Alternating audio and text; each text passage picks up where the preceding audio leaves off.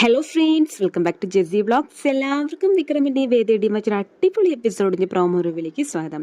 ഇന്നത്തെ പ്രോമോയുടെ തുടക്കം തന്നെ കാണിക്കുന്നത് വിക്രമിനെതിരെയുള്ള കേസ് വീണ്ടും കോടതിയിൽ എത്തിയിരിക്കുകയാണ്.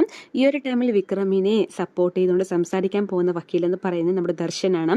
അതിൻ്റെ ഭാഗമായിട്ട് ദർശൻ വക്കീല് നമ്മുടെ വിക്രമിനെ കാണുന്നുണ്ട്. ശേഷം വിക്രമിനോട് ചോദിക്കുന്നുണ്ട്, വാസവൻ്റെ മകനെ ഇത്രയും ക്രൂരമായിട്ട് വിക്രം മർദ്ദിക്കാനുള്ള കാരണം എന്താണെന്ന് തന്നോട് സത്യമായിട്ടും പറയണമെന്ന് പറയുന്നുണ്ട്.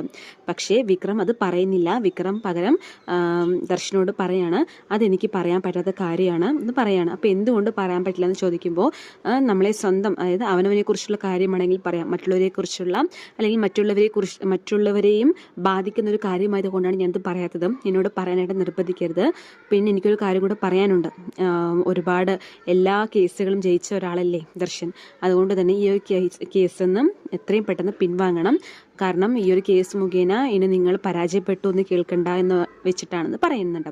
അപ്പോൾ ഈ ഒരു ടൈമിലുള്ള ദർശൻ പറയാണ്, എന്താണ് ഞാൻ ഈ കേസിൽ പരാജയപ്പെടുന്നത് നിങ്ങൾക്ക് ഉറപ്പാണോ എന്ന് ചോദിക്കുമ്പം ഉത്തരം അറിയാത്ത ചോദ്യങ്ങൾ മുമ്പിലുള്ള സമയത്ത് ആരായാലും പരാജയപ്പെട്ടു പോകുമെന്ന് വിക്രം ദർശനോട് പറയുന്നതായിട്ടും കാണിക്കുന്നുണ്ട്. പിന്നീട് കാണിക്കുന്നത് കോടതിയിൽ വിക്രം ഹാജരായിരിക്കുകയാണ്. ഈ ഒരു ടൈമിൽ വിക്രമിനെതിരെ ദൃക്സാക്ഷി പറയാനായിട്ട്, മൊഴി പറയാനായിട്ട് നമ്മുടെ വേദ അപ്പുറത്ത് കോടതി കൂട്ടിനുള്ളിലും കയറി നിൽക്കുന്നുണ്ട് കേട്ടോ.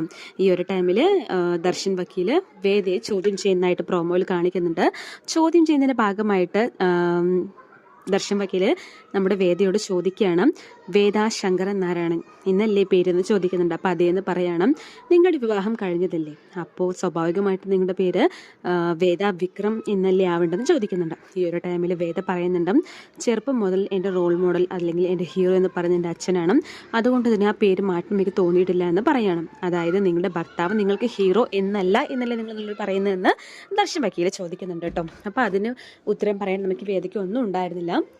പിന്നീട് ചോദിക്കുന്നുണ്ട്, നിങ്ങളുടെ ഭർത്താവ് ശരിക്കും ഒരു ഗുണ്ടയാണോ എന്ന് ചോദിക്കുന്നുണ്ട്. അപ്പോഴും വേദയ്ക്ക് മറുപടി ഒന്നും പറയാൻ കിട്ടാതെ വേദ ഇങ്ങനെ അന്തം വിട്ടിട്ട് എന്താണ് ഇങ്ങനത്തെ ചോദ്യങ്ങളൊക്കെ ചോദിക്കുന്നത് എന്ന മട്ടിൽ കാണിക്കുന്നുണ്ട്. പിന്നെ അടുത്ത ചോദ്യം ചോദിക്കുന്നത്, നിങ്ങൾക്ക് നിങ്ങളുടെ ഭർത്താവിനോട് സ്നേഹമാണോ ഉള്ളത് വെറുപ്പാണോ ഉള്ളതെന്നും ചോദിക്കുന്നുണ്ട് കേട്ടോ.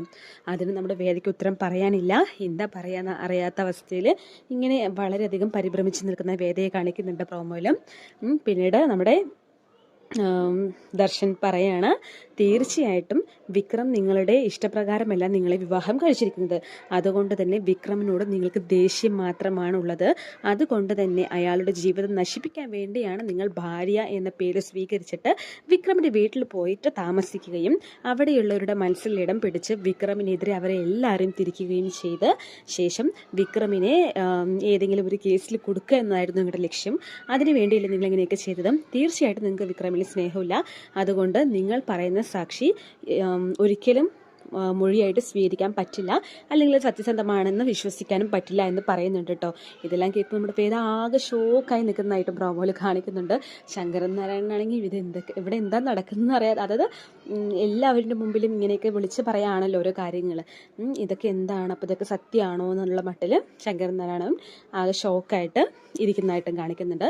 വിക്രമും അതേസമയം ദർശൻ്റെ വാക്കുകളെല്ലാം കേട്ടിട്ട് ഇങ്ങനെ കോരി തെറിച്ച് നിൽക്കുന്നതായിട്ടും പ്രോമോയിൽ കാണിക്കുന്നുണ്ട്. സോ നമുക്ക് വെയിറ്റ് ചെയ്ത് കാണാം കൂടുതൽ എപ്പിസോഡിനായിട്ട്. Thanks for watching.